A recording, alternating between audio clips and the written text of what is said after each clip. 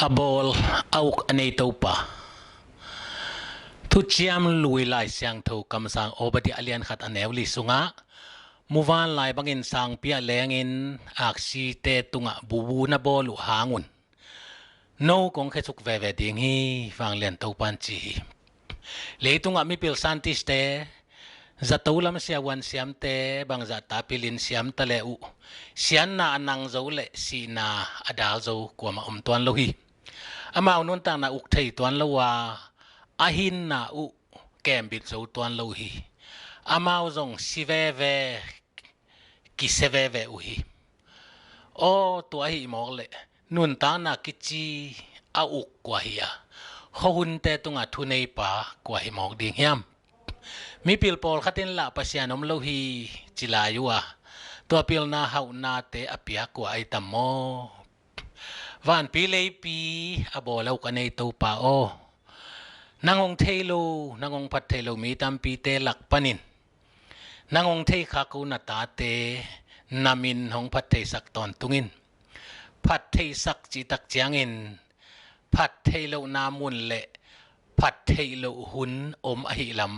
phok ton tung ni mangil ke ni abol auk anei to pa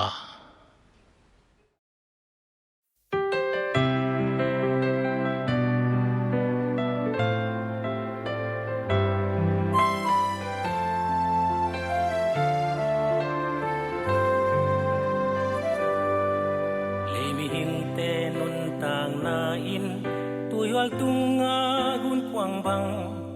den chiang bang piang bang tuak ding chi qua ma in thei khol lo hi mi pil ten ki dal khol na di tampi bol ma taleu anun tang na uk thei qua ma ke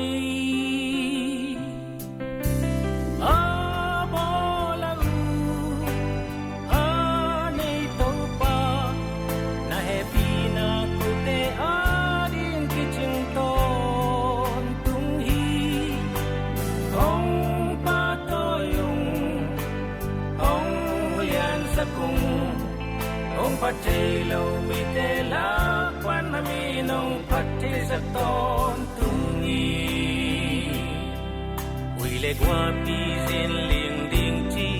bil na to thei kho luwa sa to siam te lam dang nat na tam pi dam sa thiu hi hi hangam mau song si nang pan qua ma suak ta zo tuan lo mi nun tang na au ka nei kwa hia a bola a nei to pa na he pi na ko te a ding pi ching ton tung hi ong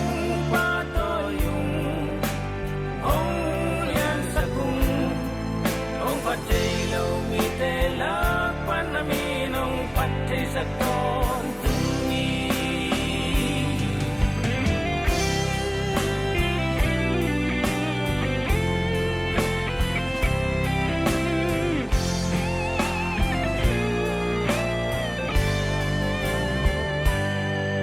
il na siam na hau na min than na te wang lian sem se ma leitung lei noi tui sung van tung ak si tung dong in hang hi kim khat nen nan lung ta pasyan nangon om lo hi chiu tua pil na